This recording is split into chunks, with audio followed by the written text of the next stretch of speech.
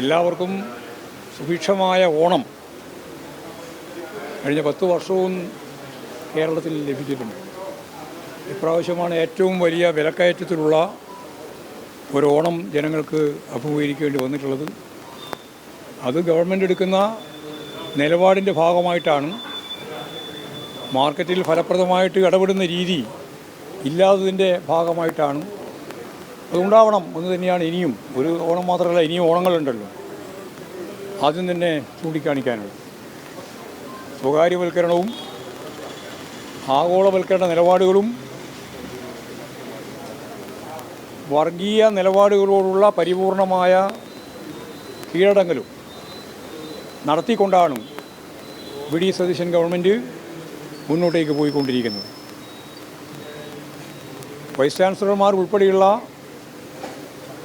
Indian സമൂഹത്തിൽ ഏറ്റവും അംഗീകാരമുള്ള സ്ഥാനങ്ങളിലുള്ളവർ RSSൻ്റെയും BJPയുടെയും പാറ്റകളായി പോകുന്ന ചിത്രമാണ് നമ്മൾ കണ്ടുകൊണ്ടിരിക്കുന്നത്.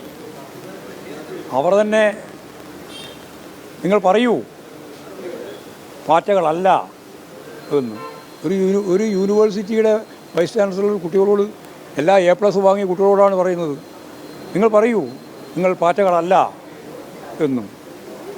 പിന്നെ പറഞ്ഞു, നിങ്ങൾ സിംഹങ്ങളാണെന്ന് പറയൂ. കുട്ടികൾ സിംഹങ്ങളാണെന്ന് പറഞ്ഞപ്പോഴും മിണ്ടിയില്ല, പാറ്റകളാണെന്ന് പറയാൻ പറഞ്ഞപ്പോൾ അല്ല എന്ന് പറഞ്ഞപ്പോഴും മിണ്ടിയില്ല. അപ്പോഴാണ് ചോദിക്കുന്നത്, നിങ്ങൾ ചായ കുടിച്ചില്ലേ, നിങ്ങൾക്ക് ജീവനില്ലേ പറയാൻ എന്ന് പറഞ്ഞാൽ സംഘപരിവാർ എന്താണോ ആഗ്രഹിക്കുന്നത്, ഗവർണർ കൂടി ഇരിക്കുന്ന ഒരു വേദിയാണ് അത്. അതിൻ്റെ അപ്പുറത്ത് കടന്ന് പറയുന്ന വൈസ് ചാൻസലർമാരുള്ള ഒരു നാടായിട്ട് കേരളം മാറിയിരിക്കുകയാണ്. ഇതിനെല്ലാം പൂർണ്ണമായ പിന്തുണ നൽകിക്കൊണ്ടാണ് വി.ഡി. സതീശനും ഉന്നത വിദ്യാഭ്യാസ വകുപ്പ് മന്ത്രി ഉൾപ്പെടെയുള്ളവരെല്ലാം ഇന്ന് നിലപാട് സ്വീകരിച്ചുകൊണ്ടിരിക്കുന്നത്. അപ്പോൾ സംഘപരിവാറിന് കീഴ്പ്പെട്ട ഒരു ഭരണ സംവിധാനത്തെയാണ് നമ്മൾ കേരളത്തിൽ കണ്ടുകൊണ്ടിരിക്കുന്നത്. അതാണ് നമ്മൾ അഭിമുഖീകരിക്കുന്ന ഏറ്റവും വലിയ ഗൗരവമുള്ള വർഗീയ ധ്രുവീകരണത്തിൻ്റെതായ ഒരു പ്രശ്നം. വന്ദേ ഭാരതം പാടൽ മാത്രമല്ല പ്രശ്നം, ഇതെല്ലാം ചേർത്തുകൊണ്ടാണ് വളരെ ഗൗരവമുള്ള പ്രശ്നമായിട്ട് കേരളീയ സമൂഹം ഇപ്പോഴും വിലയിരുത്തുന്നത്. അതുകൊണ്ടാണ് ചില പത്രത്തിന് മുഖപ്രസംഗം തന്നെ എഴുതേണ്ടി വന്നത്. ഞാൻ ആ പത്രത്തിൻ്റെ പേരൊന്നും പറയുന്നില്ല. നമ്മളെ എല്ലാ കാലത്തും എതിർക്കുന്ന ചില പത്രമാണ് ആ രീതിയിൽ മുഖപ്രസംഗം തന്നെ എഴുതിയത്. ഇങ്ങനെയുള്ള വൈസ് ചാൻസലർമാരെയൊക്കെ തീരുമാനിക്കുന്നതാണ് അപകടകരമായ കാര്യം എന്ന്. അതാണ് ഉള്ള ഒരു പ്രധാനപ്പെട്ട പാലത്തായി കേസിൽ ഇപ്പോൾ പ്രതിക്ക് ജാമ്യം കിട്ടുന്നു. ആ കേസിൻ്റെ കാര്യത്തിൽ വേണ്ട രീതിയിൽ ഇടപെടൽ കോടതിയിൽ നടന്നില്ല എന്നൊരു ആരോപണം വന്നിട്ടുണ്ട്. പ്രോസിക്യൂഷൻ ഒത്തുകളിച്ചു. അല്ല, പ്രോസിക്യൂഷൻ ഒത്തുകളിക്കുന്നു എന്നുള്ളതിൻ്റെ ഏറ്റവും പ്രധാനപ്പെട്ട ഉദാഹരണങ്ങളാണല്ലോ ഡോക്ടർ റാമിന് ജാമ്യം കിട്ടിയപ്പോൾ കോടതി പറഞ്ഞത്. കോടതി തന്നെ ശക്തിയായിട്ട് പറയുകയാണ്.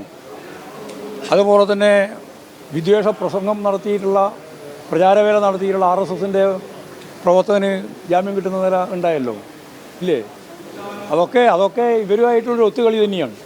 ആ ഒത്തുകളി പലതരത്തിലും നടത്തിക്കൊണ്ടിരിക്കുന്നു എന്നുള്ളതാണ്. സംഘപരിവാറിൻ്റെ താല്പര്യത്തിനനുസരിച്ച് കാര്യങ്ങൾ നീക്കുകയാണ് ചെയ്യുന്നത് എന്നുള്ളതാണ് കാണാൻ കഴിയുന്ന ചിത്രം.